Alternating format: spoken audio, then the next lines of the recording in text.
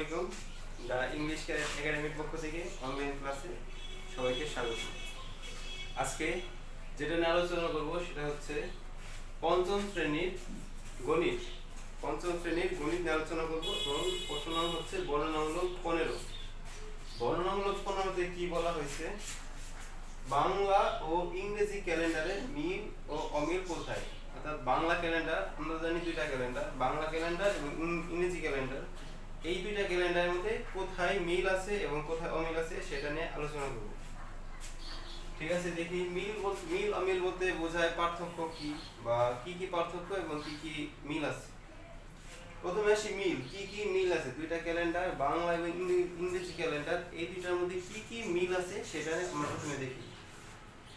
এক নম্বর আছে উভয় ক্যালেন্ডারে বছরে মোট 65 দিন। অর্থাৎ আমরা যদি বাংলা ক্যালেন্ডার হিসাব করি বা ইংরেজি ক্যালেন্ডার হিসাব করি, দুইটা ক্যালেন্ডারে মোট কিন্তু 365 দিন হয়। এটা লিপ ইয়ার বাদে, লিপ ইয়ার ছাড়া। লিপ ইয়ার হিসাব করি তাহলে লিপ ইয়ার হিসাব করলে 366 দিন লিপ ইয়ার হিসাব করলে, আর লিপ ইয়ার ছাড়া 365 দিন।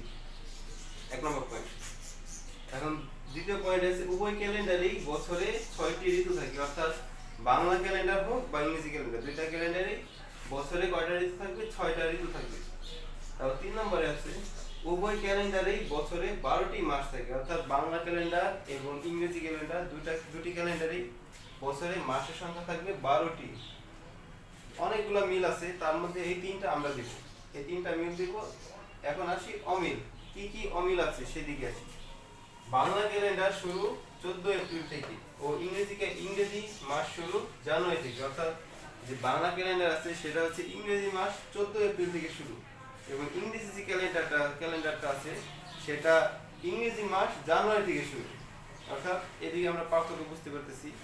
বাংলা শুরু এপ্রিল 14 থেকে এবং ইংরেজি শুরু জানুয়ারি 1 থেকে।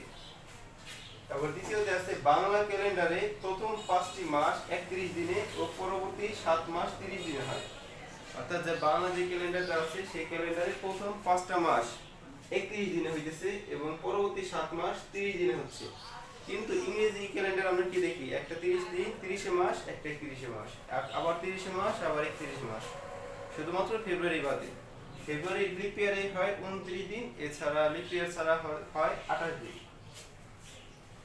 তৃতীয় পয়েন্ট আসে বাংলা ক্যালেন্ডারে মাসের নামগুলো বাংলা ভাষার উপর ভিত্তি করে, আর ইংরেজি ক্যালেন্ডারের মাসের নামগুলো ইংরেজি ভাষার উপর ভিত্তি করে নামকরণ করা হয়েছে। অর্থাৎ যে আমরা বাংলা যে মাসগুলো দেখি, যা বৈশাখ, জ্যৈষ্ঠ, আষাঢ়, ফেব্রুয়ারি, আষাঢ়, শ্রাবণ, এগুলো হচ্ছে বাংলা ক্যালেন্ডারে বাংলা মাস। অর্থাৎ এগুলো বাংলা ভাষার উপর ভিত্তি করে নামকরণ হয়েছে। আর ইংরেজি যে মাসগুলো সেগুলো কি জানুয়ারি, ফেব্রুয়ারি, মার্চ, এপ্রিল, এগুলা ইংরেজি ভাষার উপর ভিত্তি করে নামকরণ করা হয়েছে। এখানে এই যে পার্থক্য।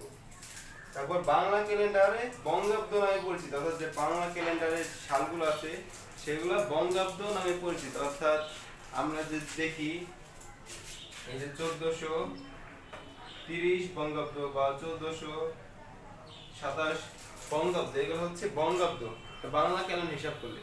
আর যদি সাল হিসাব করি, ইংরেজি হিসাব করি, ইংরেজিতে সাল। ইংরেজিতে আমরা কি হিসাব করি? সাল।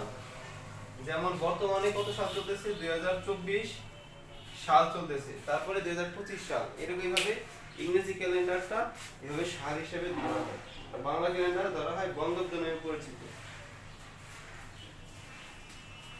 বাংলা ইংরেজি ক্যালেন্ডারে অনেক মিল অমিল আছে, তার মধ্যে আমরা এই 4টা দেব, এই 4টা অমিল দেব এবং মিল দেব এই 3টা। এইগুলো দিয়ে আমাদের এই বর্ণনামূলকটা শেষ করব। আশা করি সবাই বুঝতে পেরেছো বাংলা ইংরেজি ক্যালেন্ডারের মধ্যে মিল অমিল। এখন যদি কারো বুঝতে অসুবিধা হয় তাহলে ভিডিওটা আরেকটু ভালোভাবে দেখলেই সবাই, আশা করি সবাই বুঝতে পারবে। সবাইকে ধন্যবাদ।